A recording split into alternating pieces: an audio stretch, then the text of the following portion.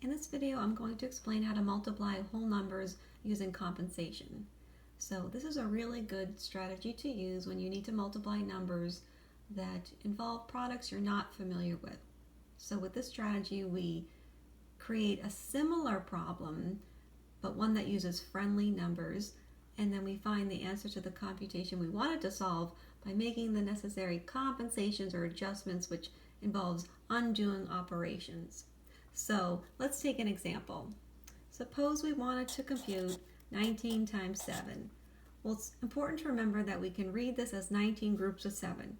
And since I don't know how much is 19 groups of 7, I changed this to 20 groups of 7 because that's a much easier computation to perform. So 20 groups of 7 is 140. So now to get the answer to my original computation, I have to think about how I changed it. Well, let's see, I added one group of 7. So to compensate for that, I now need to subtract 7.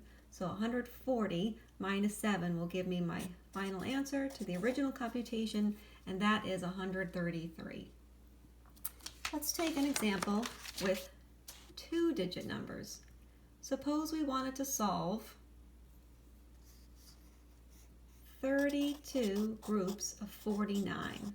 Well, I don't know how much that is, so I'm going to try using the friendlier computation, 32 groups of 50, which is much easier, but still that's not something I can do in my head, so I'm going to use a little bit of a partial array or partial product array to help me. So let's see, 32 groups of 50. Well, 30 groups of 50 is 1,500, and 2 more 50s is 100.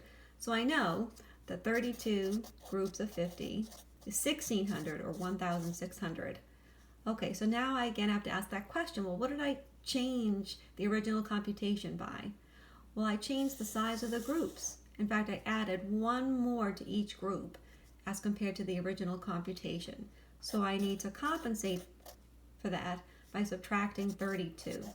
Again, if I added one more to each of the groups, and there's 32 groups, I added 32. And now I compute 1,600 minus 32 is 1,568, and that is the answer to my original computation. 32 times 49 is 1,568.